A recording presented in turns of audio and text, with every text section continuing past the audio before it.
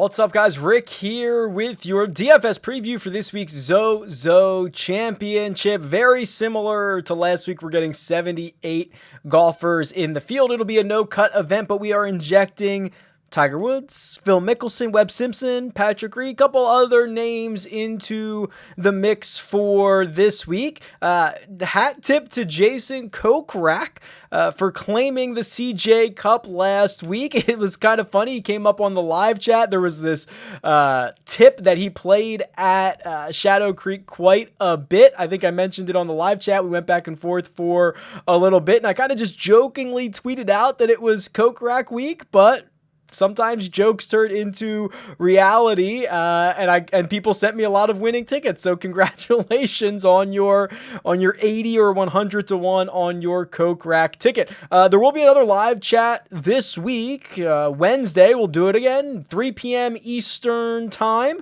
That'll be your kind of last minute question and answer, everything about the ZOZO Championship. We will look ahead and do a live chat there. Also, everything you see in this video, as always, is from RickRunGood.com. That's my website, growing database, lots of great, awesome things coming in the next couple of weeks. If you would like to win a subscription to RickRunGood.com, there are two ways to do so. If you are on YouTube, make sure you're subscribed to the Rick Run Good YouTube channel, like this video, and comment below with who is going to win the ZOZO Championship. Easy enough. And then the other way to win is to leave a 5-star rating and review on the podcast version of this show. It's called 300 Yards to Unknown. I will link it in the description. Leave a 5-star rating and review. Say something nice about the show and leave me a Twitter handle to get in touch with you. I'll put you in a draw and I will pull out some winners next week. I have winners from the survey that I asked you to take a couple of weeks ago. I've been contacting people, getting their addresses because I said I'd swag you up. So I'll announce those hopefully next week as I get in contact with everybody and get their information and whatnot. All right, I think that's it. Let's jump into this week's ZOZO Championship. The course, it's Sherwood Country Club. So let's roll through this here and talk about what's going on. So because of COVID-19, because of obviously a lot of travel restrictions, like last week, the CJ Cup getting moved to Las Vegas, this event, which used to be held the one time it existed in Japan, is now moved to Sherwood Country Club, which should sound familiar. If you played any of the Tiger Woods video games, it should sound familiar. But this was the host of Tiger's event, the World Challenge event. Now it's the Hero World Challenge, but it's had like 6 other names since then. That 18-man field that's usually held in like December. It's that event. So Tiger's won this 5 times. He's finished runner-up 5 times. I think it hosted from 2000 to like 2013, 2014. So a bit ago, it's been at least 6 years. It was an 18-man field when we had it. Obviously be bigger this year. 72 on the par 72, about 7,100 yards. The thing to take away from this is 5 par 5s. So that's unique on the PGA Tour. The only other one that we could come up with in the slack was Monterey Peninsula is the only other course with 5 par 5s on it that the PGA Tour regularly plays. So you might want to look at par 5 scoring. It is a unique aspect of this course. Other things we know about it. Jack Nicklaus design, it is now bent grass. I'm reading this article here. It seems like they went through a major, I don't want to call it a redesign, but like they added a bunch of irrigation in 2015. Looks like it used to be Bermuda greens, now bent grass greens. Of course, I mentioned the Jack Nicklaus design. Private course, doesn't get a lot of play. Beautiful, should be all good. If you want to look at this field, so because... Last note on same thing as last week, not enough data to go on for a correlation model. So I don't have the key stats for you, and there's not enough recent data. I didn't want to force the key stats this week, right? It's been at least 6 years since we've seen this play on the PGA Tour. They were only 18-man fields. It was kind of like an invitational status. So I didn't want to force the key stats. So I'm gonna pass on them again. I'm showing you the key stats on the model that are for all the aggregate, the average of all PGA Tour events is what you are looking at here. And you can sort any of, the PGA Tour scoring categories for this field as well. So for example, if I wanted to look at par 5 scoring average, I can see that Xander Schauffele, John Rahm, Daniel Berger, Justin Thomas, and Patrick Cantlay are top 5 in par 5 scoring average. I can do par 5 birdie or better if that's a stat that I think is going to be important this week. But guys that can really take advantage of those par 5s, you'd think would be great here, especially considering the scores historically, and again, long time ago, haven't been that deep under par, like mid-teens under par. So I don't expect this to get to like 25 under or anything like that. But I do expect the guys to struggle a bit more on the 3s and the 4s, and then hopefully, in theory, be able to score on the par 5s. That's my thesis. We'll see how it plays out over the course of the next week or so. Let's jump over to the cheat sheet. The fact that pricing came out so late from DraftKings today really had me all in stitches on a Monday. But what we've got, 6 golfers over $10,000, but one of them is Dustin Johnson. And like 30 minutes after the salaries dropped, it was official word that he had withdrawn from this event, which we kind of knew. I thought that that's maybe what they were waiting for the pricing for.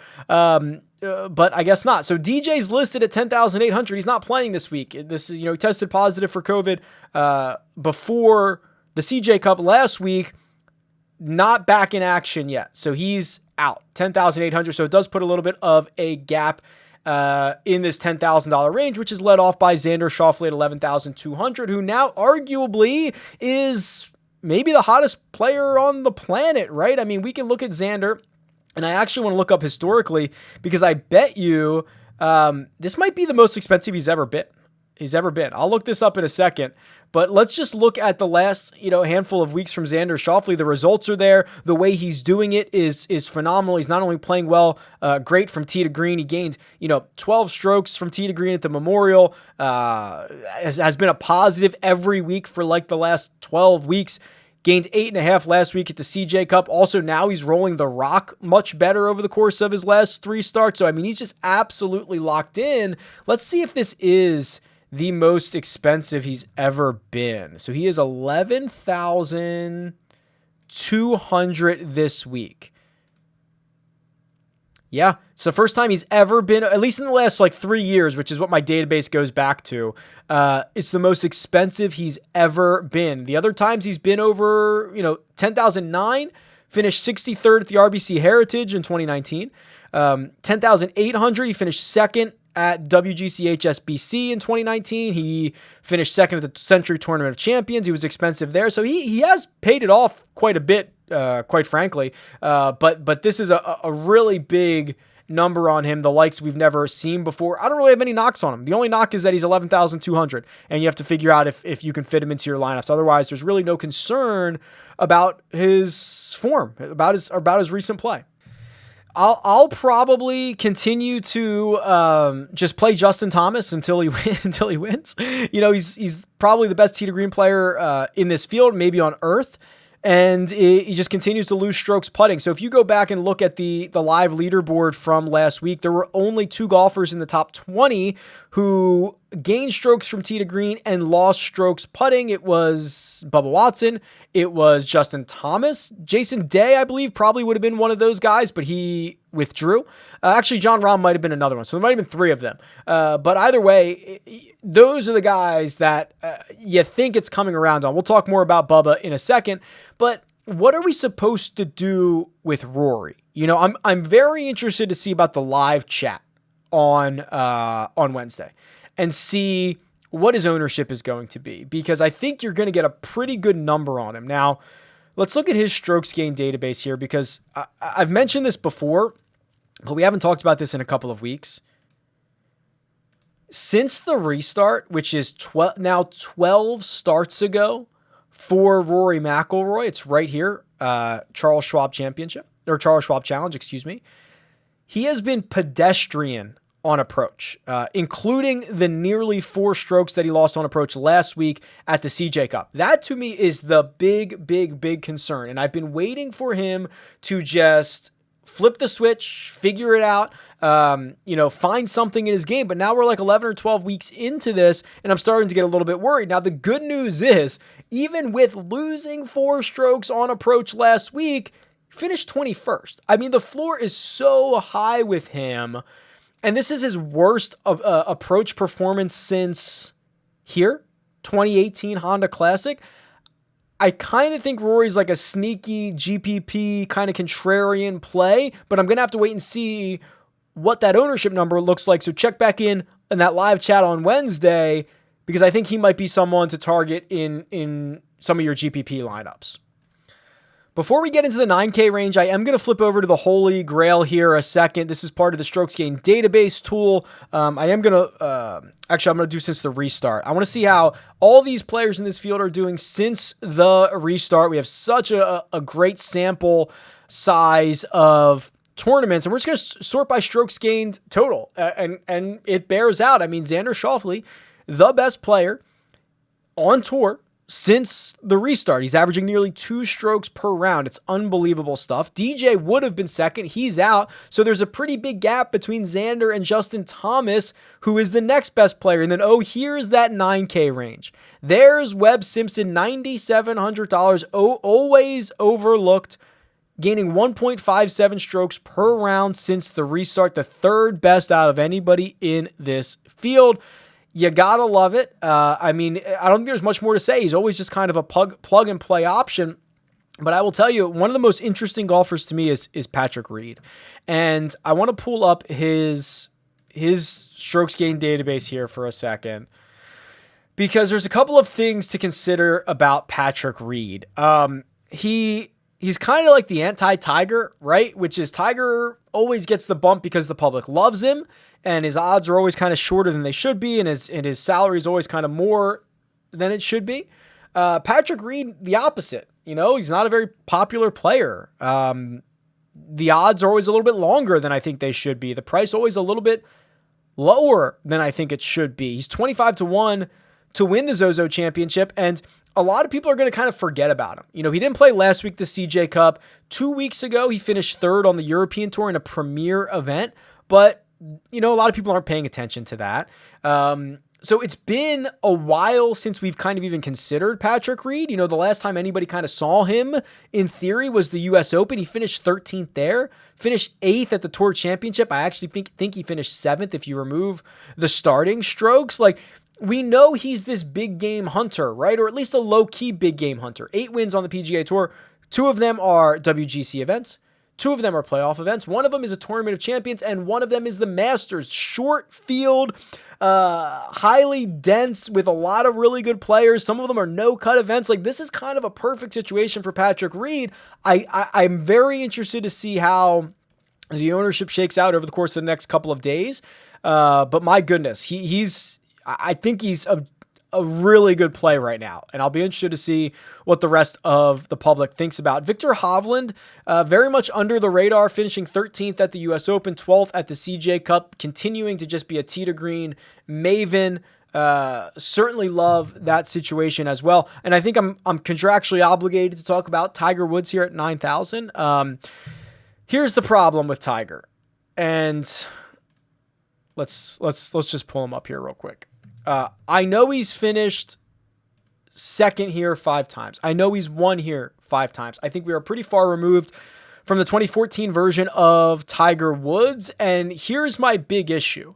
In 5 of his last 6 starts, he's been pretty bad with the putter. He's lost strokes putting. He did gain at the US Open, but spraying that driver, not allowing him to take advantage of his elite iron game, kind of put him behind the 8 ball a little bit. Obviously, this is going to be a place that he knows very well, but I'm a bit concerned that, he just hasn't played well enough. And this might be a look ahead. Football has these look ahead games. Is this just a look ahead to Augusta? Go out there and just try to hit some shot shapes that you might have to use at the Masters in a couple of weeks. I mean, we're presumably only going to see him here and at Augusta for a while, right? I don't know when the next time he would tee it up at, especially because they just canceled the Hero World Challenge as well. So I don't even know when the next time we're going to see him after the next month or so is going to be. And the putter's been a real bugaboo, and that to me is kind of enough to keep me off him. I need to see better signs of life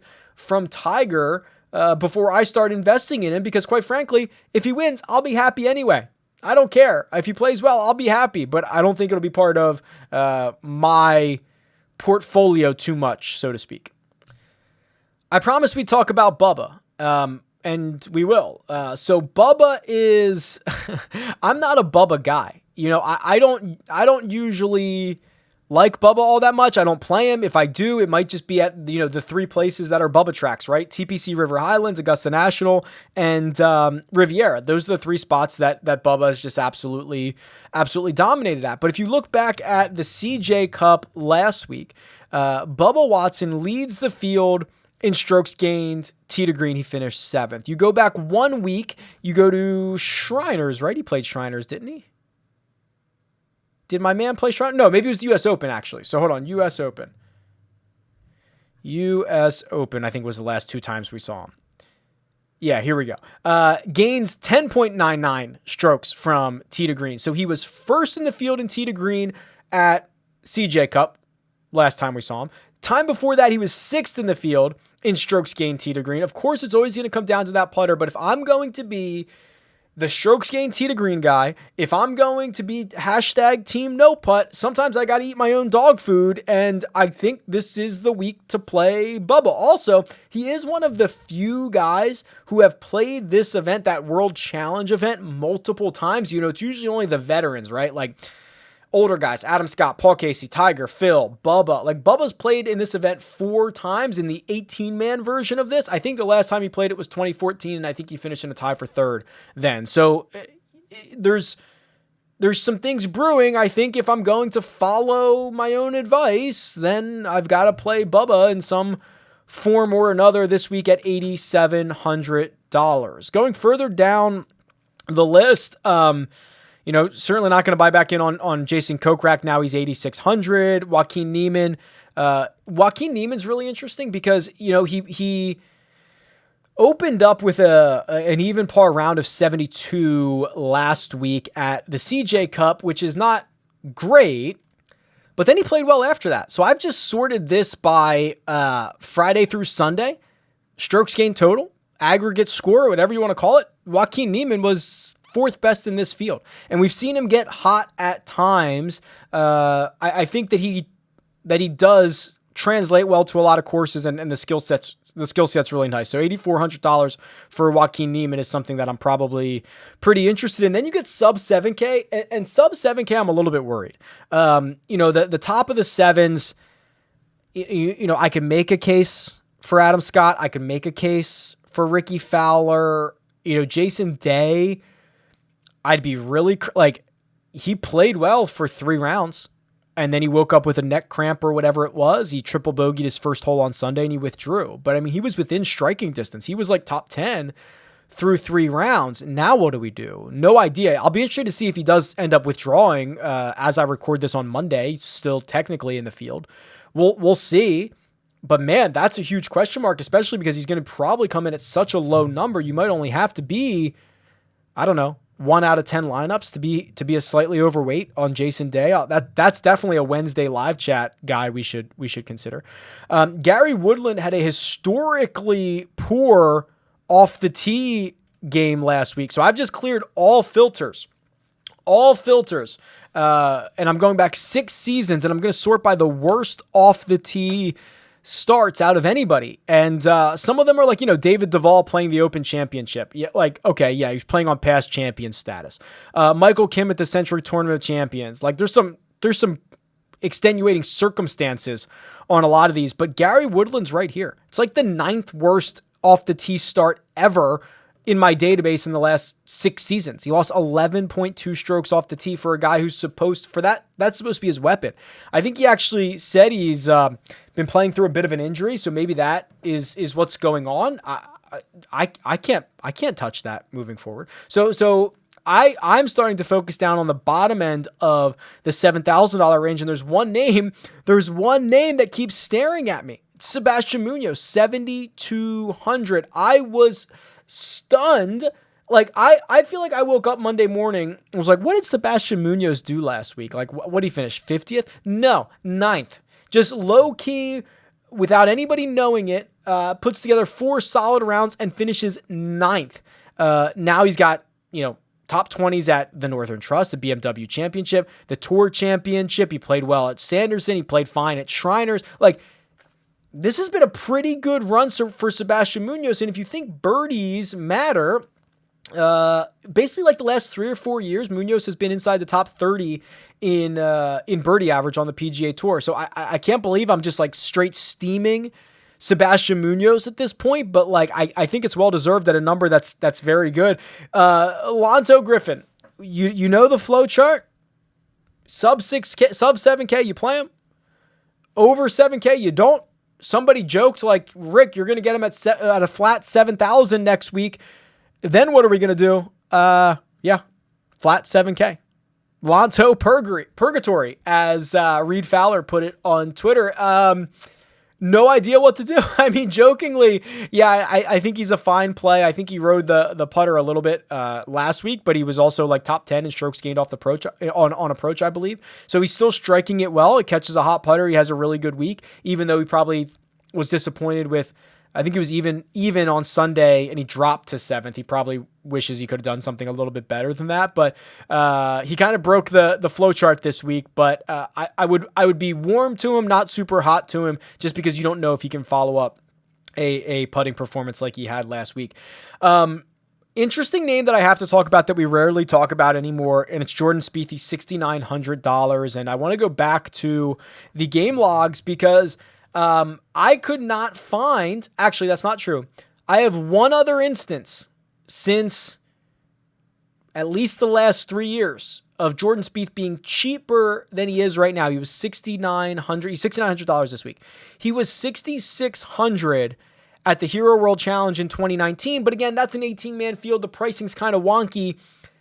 You got to kind of write that off. So we are talking about essentially the first time Jordan Spieth has been under $7,000 in the last 3 years. It's really incredible stuff. And while I hate the state of the game, I hate the state of the game for Jordan Spieth. Everything is going wrong. What he still does is he still makes a ton of birdies. And I can't believe I'm even considering kind of endorsing him, but let's look at this. You know, we go back to the live leaderboard from last week and you sort this by fantasy points. And you look at it and you say, wow, okay, you know, Jordan Spieth finished 38th in the tournament, T38, but he finished 5, 6, 7, 8, 9, 10, 11, 12, 13th in DraftKings scoring. Think about that. And that's very much on brand for him, right? Someone who is going to make a triple, which hurts you more in the tournament than it does on DraftKings. Someone who's going to make a lot of birdies, who can get you a lot of streaks. And now he's the cheapest he's ever been. You could really make a case for now being a buy spot on Jordan Spieth, which is crazy. The game's so bad, but the style of play translates itself significantly better for fantasy purposes than it does for actual like golf PGA tournaments.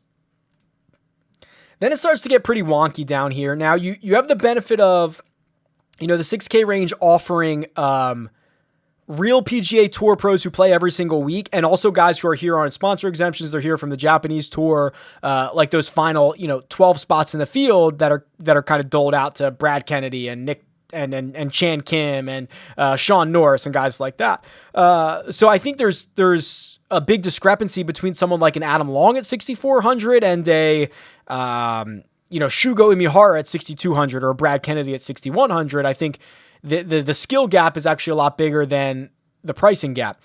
But I'm not super excited to play any of these guys. I understand the upside in a Kevin Streelman as a ball striker, Benny On as well, but he's losing, six strokes putting every single week. Adam Hadwin. I mean, they're definitely better than some of their peers here. I just think none of them I'm excited about, right? I'll kind of take a scatter shot approach. I'll understand what I'm taking on if some of these guys were to make my lineup. Let's build a custom model real quick. All right, custom model on RickRunGood.com. Going through a major, undertaking, a big makeover behind the scenes. Hopefully I'll have that ready soon, but this is a model for this week, and I've got 100 weights I can distribute. Well, let's be obvious here. Let's do a big chunk on tee to green, 35 on tee to green, because that's, to me, always one of the most important stats. Let's do a big chunk on par 5 scoring. Let's do 30 on par 5 scoring. You get the extra par 5. It's rare. Let's take an opportunity to weigh it. Let's do birdie or better. Let's try that. Let's do 20 on birdie or better, which kind of overlaps a bit with the par 5 scoring. So I've got 15 weights remaining. Ooh, what can I do here? I don't want to double up anything too much. Let's do 3-putt avoidance. That might be good. Putting, greens and regular. Let's just do distance. Driving distance. Always going to be something that comes in handy. Let's run this model. Oh boy. Okay. I've got a star-studded model result here. So my best golfer, and this is pretty close between the top 3.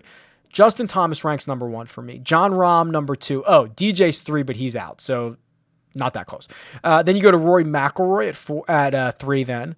Xander at 4, makes sense. And then Scotty Scheffler becomes the first value play. Hideki and Cantlay. I'm not a big Cantlay guy at the moment. I think that, unfortunately, the first 3 rounds he played at the Shriners are starting to look a bit more like an outlier in the last couple of months for him, and he did it at a place that he's had unbelievable success, so I can't even give him too much credit for it. I hope I'm wrong. Cantlay's floor used to be T12, T14, and then he'd snap off and maybe win or contend. The floor seems a bit lower at the moment. Hatton back up there on my model, followed by Finau, Berger, Morikawa, Webb, Simpson. So these are guys that I don't think there's too many surprises here. So Munoz does end up being one of my better value plays, right? The only 3 guys in maybe the top 20 of this that are sub 7,500 are Gary Woodland, who is so extreme right now, I don't think I could play. Ryan Palmer, which makes sense. And then Sebastian Munoz. So maybe those are the 2 guys at the bottom of the 7K range that I will target with some of my shares down there as well. All right, I think that'll do it. It's a Tiger week. It's a no-cut week. So barring anything crazy, we're going to get 4 rounds from everybody. You can win access to these tools via a couple of different ways to enter a draw, rickrungood.com. Lots of content coming this week as usual in the live chat Wednesday, 3 p.m. Eastern time. I will see you there. Tweet me at rickrungood or leave a comment below, and best of luck this week. I'll talk to you guys soon.